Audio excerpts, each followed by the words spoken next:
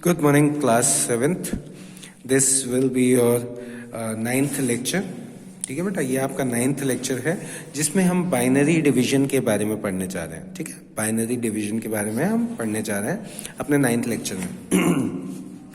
तो binary division बेटा आपका इसमें वैसे ही होता है जैसे कि हम नॉर्मल डिवीजन करते हैं.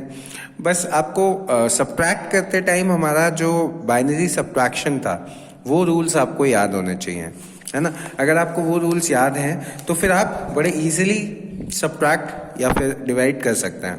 ठीक है, जैसे हमने मान लो एक नंबर को डिवाइड किया 1 0 1 0 1 0, इसको हमने डिवाइड किया बाय 1 1 0. ठीक है, हमने क्या किया, इस नंबर को डिवाइड किया इस नंबर से. ठीक है, तो कैसे करेंगे तो देख लो बेटा, सिंपल है, ज़्यादा टफ नहीं है. बस आपको थोड़ा सा सब्ट्रैक्शन के टाइम पे ध्यान रखना है. ठीक है, तो 1 0 1 0 1 0 इसको हमें डिवाइड करना है 1 1 0 से. ठीक है, अब एक चीज़ ध्यान दीजिए, जब भी हम डिवाइड करते हैं, ठीक है, इसमें बाइनरी में, तो हम जैसे ये 3 डिजिट का है तो हम इसके 4 डिजिट लेके डिवाइड करेंगे, या फिर तो एग्जैक्टली इससे आपका सब्ट्रैक्ट हो जाए. मतलब हम ऐसा नंबर ढूंढें यहाँ पे जो डायरेक्ट 1 1 0 से सब्ट्रैक्ट होके 0 बन जाए. अगर ऐसा ऑप्शन आ रहा है तो फिर आप 100% कर सकते हैं. ठीक है, लेकिन मान लो ऐसा कुछ नहीं है कि 1 1 0 से मैच हो रहा है, नहीं हो रहा ना.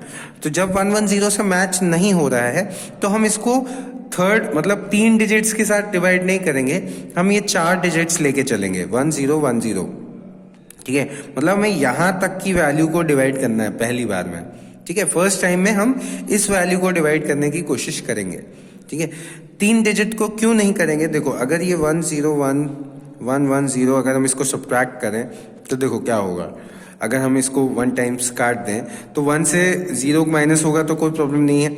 0 में से जब 1 माइनस होता है तो 1 बचता है और यहाँ से 1 कैरी हो जाता है यहाँ पे, तभी 1 बचता है.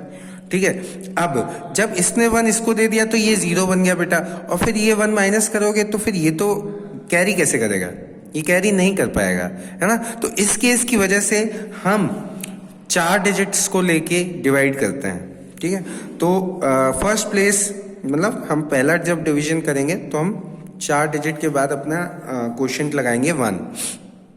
तो जब 1 से ये मल्टीप्लाई होगा तो ये बन जाएगा 1 1 0.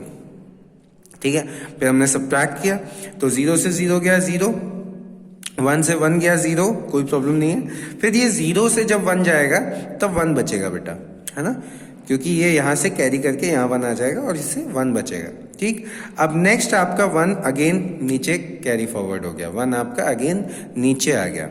ठीक है, अब आप क्या करो, फिर से इसे 1 से मल्टीप्लाई करो. ठीक, फिर से इसको 1 से मल्टीप्लाई किया तो अगेन ये 1 1 0 आ गया आपका. ठीक, अब हमने सब्ट्रैक्ट किया तो 1 0 में से 1 गया तो 1 बचा, मतलब सॉरी 1 में से 0 गया तो 1 बचा. फिर 0 में से जब 1 जाएगा तब भी 1 बचता है, बस ये कैरी करता है. तो ये इसके पास तो खुद कुछ नहीं है, तो ये क्या करेगा, ये आपका इससे कैरी करेगा. ठीक, इसके पास 1 आया, मतलब इसने इससे लिया फिर इसने इसको दिया. ठीक है, तो यहाँ पे तो 1 बचा, लेकिन ये 1 होने की वजह से ये 0 बचा. ठीक है, और इसने इसको दे चुका था तो ये भी वैल्यू 0 हो गई. ठीक, अब हमारा 0 कैरी फॉरवर्ड हो जाएगा 1 1 0. अब अगेन 1 टाइम्स तो ये 1 1 0 माइनस किया, कैंसिल आउट हो गया. समझ में आया क्या किया हमने. हाँ, तो इसी तरीके से हम और भी क्वेश्चंस कर सकते हैं इसके बड़े आसानी से. ठीक, जैसे अब मान लो हमने एक और नंबर लिया, कोई सा भी नंबर ले लो आप. जैसे नंबर ले लिया हमने 1 0 0 1 1 0. ठीक, इसको हमने डिवाइड किया, सॉरी इसको हमने डिवाइड किया आपके बाय 1 0 1, इससे हमने डिवाइड किया. ठीक, तो इससे हम अगर डिवाइड करेंगे तो देखो क्या आता है. हमने क्या किया, डिवाइड में लिख लिया 1 0 0 1 1 0 1 0 1 से. अब देखो अगर 100 को 1 0 1 से करोगे तो नहीं होगा, प्रॉब्लम करेगा. तो हम क्या करेंगे, 4 डिजिट्स को लेके चलेंगे. ठीक है, तो इसको 1 टाइम्स डिवाइड करेंगे तो ये हो गया बेटा 1 0 1. ठीक, 1 0 1. अब 1 से 1 गया, 0 बचा, 0 0 गया, 0 बचा। अब इस 1 की वजह से यहाँ से गया तो ये 1 बचा, ठीक।